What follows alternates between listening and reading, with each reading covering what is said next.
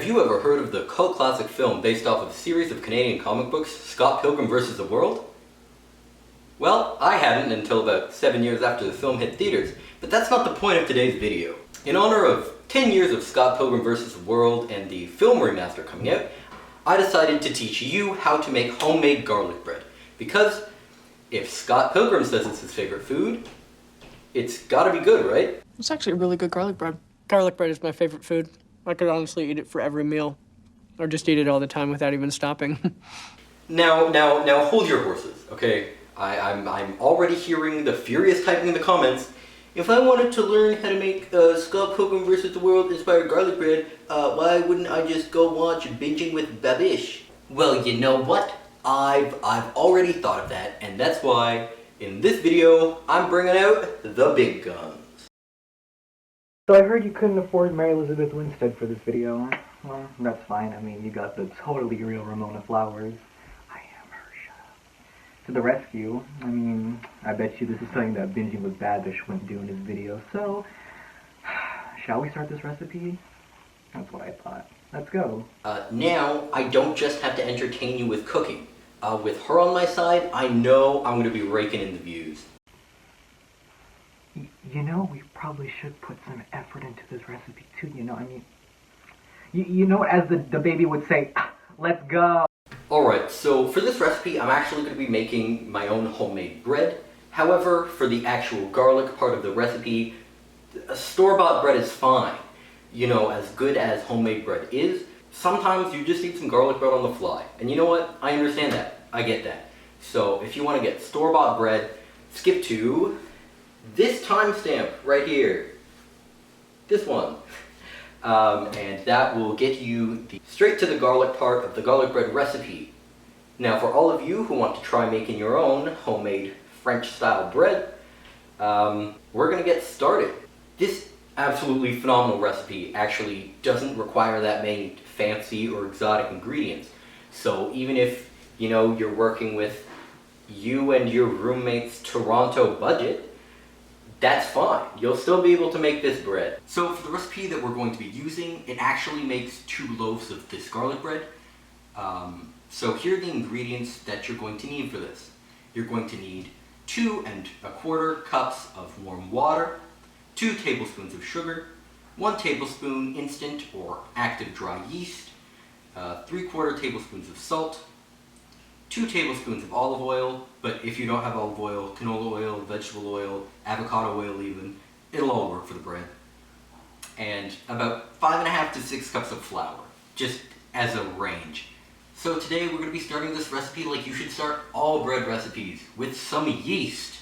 Alrighty, so we got our large bowl here, because once again this is going to be making enough dough for 2 loaves, which means you're going to have a whole lot of dough in this bowl. So big bowl, better than a smaller bowl. So we're going to start by putting in the water, the sugar, and the yeast into this bowl. So start off by getting your warm water. Quick fun fact, I used to have 4 sizes of measuring cup. Somehow we lost 2 of them, and now we're just at the biggest size and the very smallest size. So we're only using 2 1/4 cups out of this 4-cup measuring cup. That's a lot of cups. Here's our 2 1/4 cups of warm water. I just microwaved it, so now moving on to our sugar. So here's our first tablespoon. Nice. And tablespoon number 2. Very fancy. Now stir this water until all the sugar gets mixed in well, because, you know, you want all the yeast to have sugar to activate it. I'm using active yeast, by the way. If you're using instant yeast, you're not going to have to do the waiting that I will. And then we'll be moving on to our single tablespoon of active yeast. Very fun and exciting. So the next thing we're going to do is wait for about 3 to 5 minutes. Let the yeast activate. You'll know it's activating when it's starting to kind of like foam up.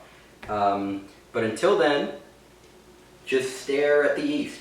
That's all you're going to want to do. I'll be back in a second.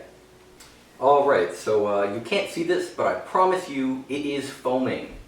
This has foamed.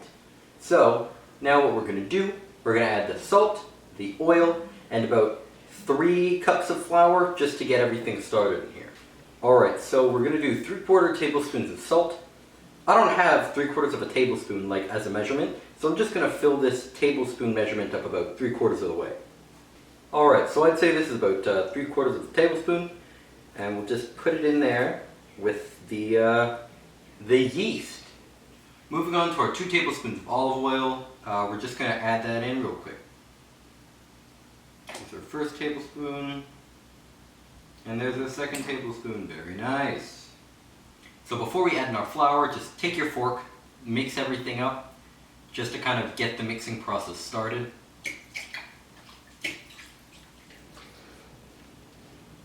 Alright, so once that's all mixed, we're going to start with our flour. So we'll be starting off strong with 3 whole cups. There's our first one, and our second one. And here's our third. Just put this aside, but don't put it away yet because we will need more flour for our bread.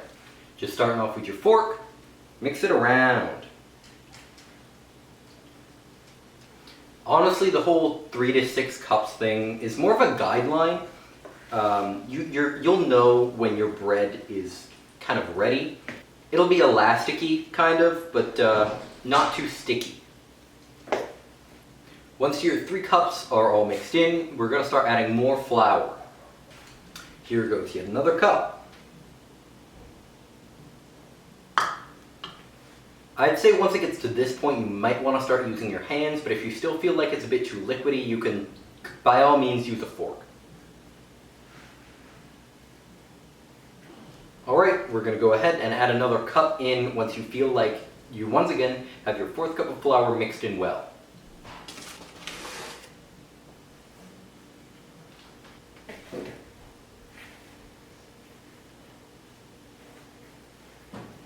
Alrighty, so this bad boy's all kneaded up. I used about 5.5 cups of flour, but an easy way to know if your bread's ready is if it's not really sticking to the bowl and it doesn't really leave residue on your fingers. That's a good guideline. And then from there, knead it for about 2 or 3 minutes until it's smooth. But now that we have this nice little ball here, what we're going to do, slap it in a lightly greased bowl, and then you can either cover it with a towel or some lightly greased plastic wrap. So I'm just going to lightly grease my bowl here. And then, since I'm built different, I actually use both some plastic wrap and a towel because I can. Alright, to be real with you, is this definitely overkill? Yes. But I don't care. I'm making sure that moisture stays in there. So we're going to let this sit and rest and rise until it's about doubled in size. It will depend on the temperature of your kitchen, but it's probably going to take around an hour for this to happen. Once again though, because it does depend on the temperature of your kitchen, if you're doing this in the dead of Canadian winter, I don't know what to tell you, this might well take ages. By the way, this is why I don't really trust people who use child analogies in reference to their bread, because what we're about to do is leave our bread alone for an unspecified amount of time. If you were to do that to a child, that would be called child neglect, and that's bad. Well, as I leave to presumably scream into the void for the next hour, I will leave you in the very capable hands of my wonderful co-host. Because someone's got to entertain you, and I can't be incredibly funny and charming all the time. So cute that he calls me his bread-making co-host when I'm only given the task to make stupid comic relief jokes while given more screen time than a Stanley cameo. Oh, where was I? Oh, yeah. Welcome to a little segment I'd like to call Fun Facts with Ramona. Was that good? Did you know the original ending of Scott Pilgrim's film was to have Scott end up with knives at the end of the entire thing instead of Ramona? That's right. In the end of it all, he decides to go back to knives because he feels like it's the more healthier relationship. Isn't that weird? But instead, Edgar Wright decided to change the ending to have Scott end up with Ramona because, well, it felt more satisfying. Did you also know that there was a second original ending where Scott is revealed to be a serial killer who killed all of the 7 evil exes and makes up the whole video game version scenario in his mind? Isn't that cool? Actually, that sounds really fucking terrifying. Where were we? Oh yeah, the bread. Can you go back to the bread? Let's go back to the bread. That sounds more fun, doesn't it? Well, thanks for that, but I have to get back to tending to my neglected bread. Here we are, we're going to uncover this. It's been sitting for about an hour, and it sure has doubled in size.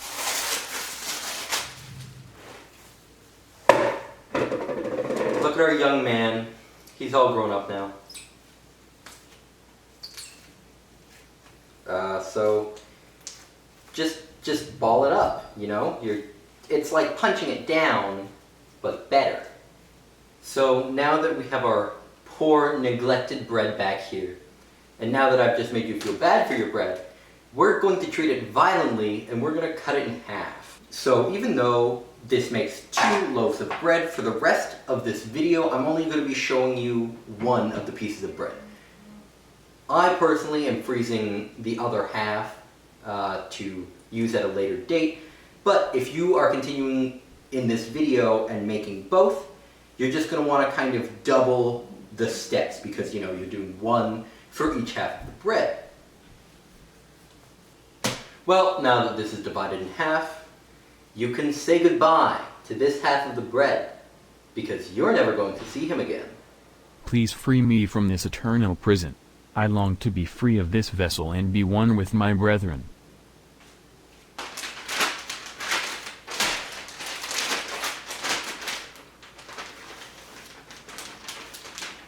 Bye-bye now. Did that bread just cry out for freedom? I thought this was a Scott Pilgrim themed episode, not Sausage Party. Huh. That was weird. Not my problem though. Back to the recipe. Now that we have our chosen bread, we're going to be rolling this out into a 9 by 13 kind of rectangle.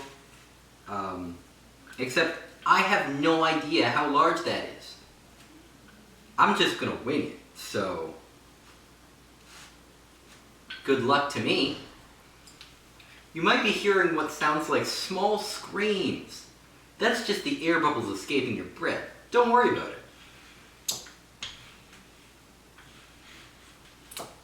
You actually do want to work all the air bubbles out of your bread because it will just lead to a better bread overall. So I think it's about this big, but I'm not measuring, so I don't know. So now that you have some bread that may or may not be 9 by 13, we're going to start with the long side of the bread here and we're going to roll it up. Try to work out any of the remaining air bubbles you see in the bread along the way. But overall, you know, just roll out the bread. All nice. So, once you have your bread, you're just going to pinch together the ends, like so. The ends also might be where a lot of your bubbles are, so once again, try to get them out there if you can. So now make sure your bread is seam side down, and we're going to transfer our nice, beautiful little bread boy onto a baking sheet lined with parchment paper. Look at him go. Very nice. If you're feeling nice and fancy like I am, what we're going to do is we're going to take a sharp knife or a razor blade, and we're going to cut some gashes into the top of our bread here. Now you can either do it kind of one along the whole slice or multiple little ones. I'm going to be doing kind of multiple little ones on a diagonal, but regardless of which kind of cut, or even if you cut the top at all, you're going to get some great bread regardless. We're also cutting it now as opposed to after it's risen to avoid the bread kind of deflating.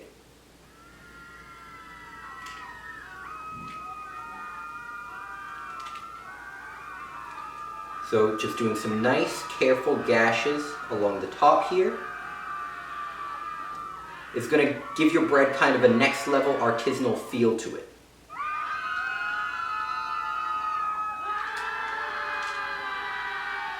You should be feeling like a real professional at this point, 'cause this is what real professionals do.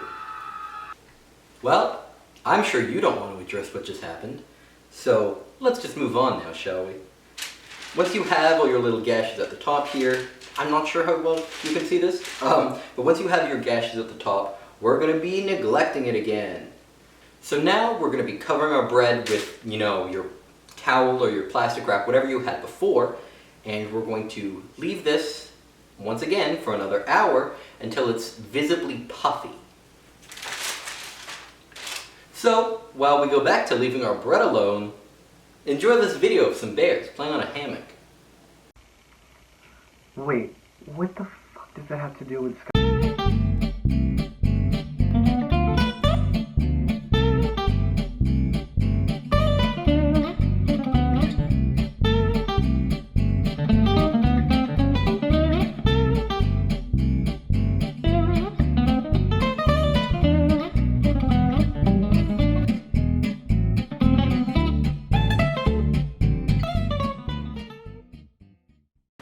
Hey, guess what?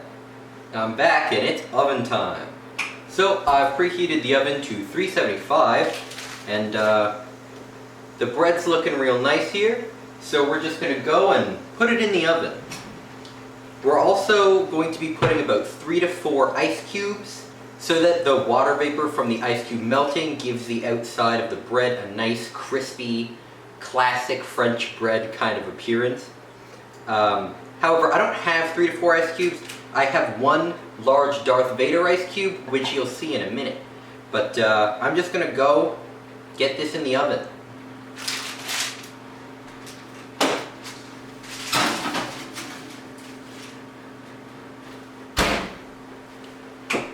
So, with our nice Darth Vader ice cube here, we're just going to be throwing it right in the bottom of the oven. Make sure you read up on if this is okay to do with your oven. I'm just doing it with mine because I know my oven. But better to be safe than sorry. And then you're going to want to close your oven door pretty quickly because you don't want any of the actual water vapor to escape. But we're going to be leaving this in here for 25 to 30 minutes. I'm going to be leaving it in for 25 minutes.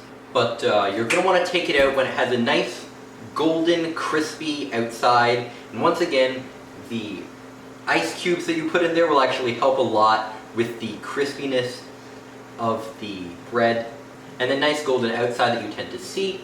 But see you in a bit. And then once this comes out of the oven, we'll actually be on to the garlic part of the garlic bread. So get excited for that. A few moments later. Alright, so as you can see, we got the bread out of the oven. So while we're waiting for that to cool down a little bit, we're going to be actually making the garlic butter part of the garlic bread recipe. So for this part of the recipe, you're going to need half a cup of unsalted butter, softened. You're going to need a third of a cup of grated Parmesan cheese, 4 cloves of garlic finely minced, 2 tablespoons of freshly chopped parsley, half a teaspoon of kosher salt, a pinch of black pepper, and a pinch of cayenne pepper or cracked red pepper. So starting off, we're going to get our half cup of butter. Well, I got my nice half cup of butter here, and then we're going to go and put it in our bowl. Make sure this bowl is big enough to actually make the garlic butter. Size your bowl accordingly. Alright, so our butter's out of the measuring cup, and then we're going to go get our cheese. So I have my pre-grated Parmesan cheese, but if you feel like you want to, feel free to grate your own Parmesan cheese. But we're going to measure out 1/3 a cup of this Parmesan cheese and we're going to put it in our bowl. Alright, so here's my 1/3 cup of Parmesan cheese and in it goes. Moving on, we're going to be putting the rest of our spices in there, so our salt, our pepper, and our cracked red pepper flakes. And then we're going to be mixing. I pre-cut my garlic and my parsley off camera, so this is ready. But make sure you cut yours up finely and then just get that in the bowl there. Half a teaspoon of salt is honestly such a small measurement. I once again don't really feel the need to measure it out, but that's your choice, not mine. Look at that, we're done. Lastly, in terms of seasoning, we're going to have our crushed red pepper, and we're going to have our black pepper. Since it just said a pinch, I'm literally just going to do a few twists of this. Nothing too extreme.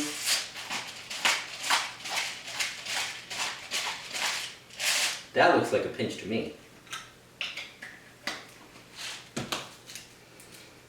And I have this cool little crushed pepper baggy thing that I'm just going to put in here, kind of pre-measured. It's nice like that. And now that everything's in the bowl, we're going to get mixing. Make sure to mix it well because, as I've said on my channel plenty of times, this is an anti-clump channel. We hate clumps. We don't want this to be clumpy. So make sure you really get your fork around in there. Doesn't this look like a nice appetizing paste? Once you have that, we're actually going to be bringing our bread into the picture. So popping this onto our little cutting board again, we're going to be slicing this bread almost like you're trying to actually cut it, to serve slices, but you don't want to go all the way through. You also only really want to cut them as thick as you're going to eat them. So about an inch is good, but we're going to be doing this so that we can actually put the butter mixture in between the slices to really infuse it with a garlicky taste. So we'll just get slicing here. Alright, so we have our nice kind of accordion type shape here. And what we're going to do now is we're going to be taking the actual garlic paste butter thing and we're going to be putting it in between each of these layers.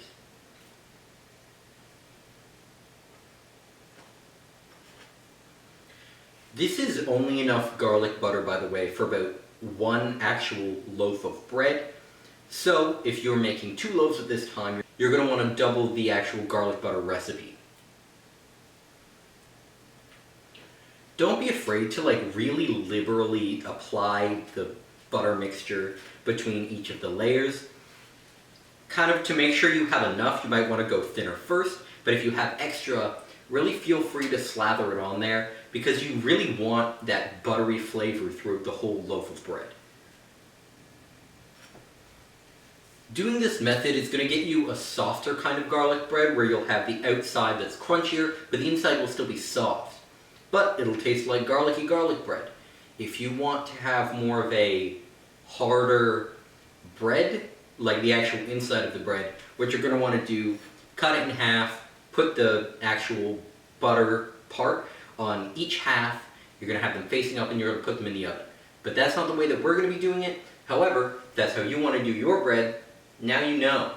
So, now that our bread here is sufficiently buttered, what we're going to do is we're going to wrap this in aluminum foil and then we're going to cook it in the oven at about 350 for 10 minutes. So what this is going to do is this is going to allow the outside to get crispier while keeping the inside really soft, but still getting the garlicky essence infused throughout the bread. Alright, so now that we have our bread wrapped in our foil, we're going to take our baking sheet, we're going to put it back in the oven at 350. I will see you in 10 minutes. Make sure that bread gets cooked. 11 minutes later. Alright, so it's been about 10 minutes and we're going to be taking our bread right out of the oven.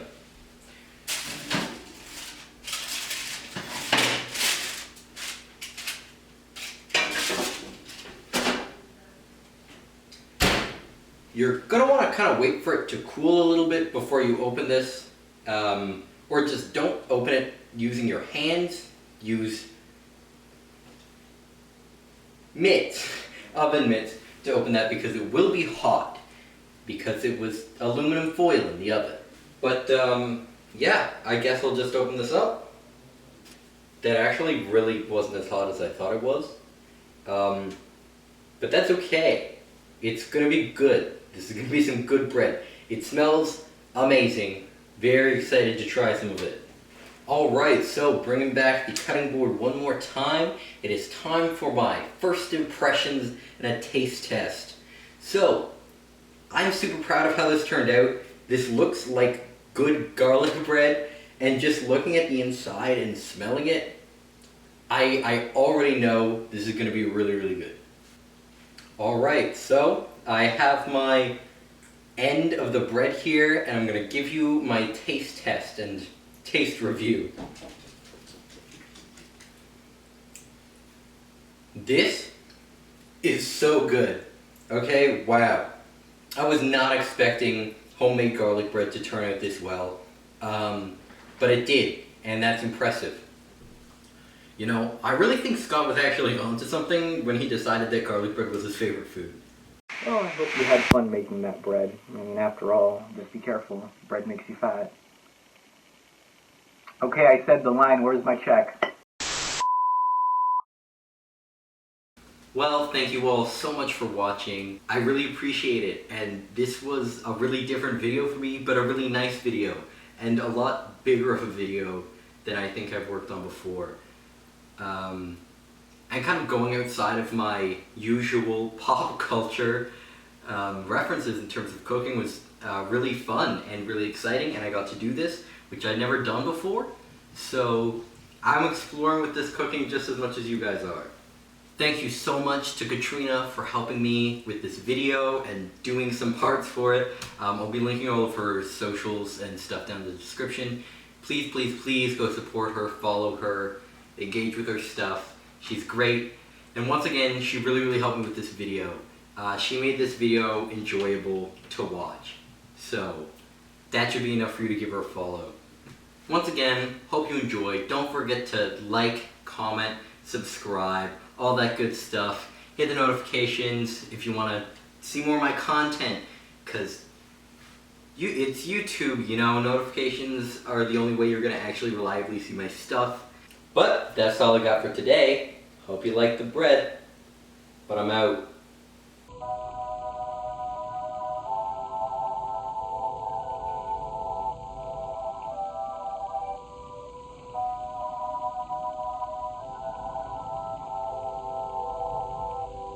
Got a #1 victory royale, yeah, Fortnite, we're about to get down, till kills on the board right now, just wiped out Tomato Town. My friend just got down, I revived him, now we're heading southbound, now we're in the Pleasant Park Street, look at the map, go to the mark sheet, take me to your Xbox to play Fortnite today.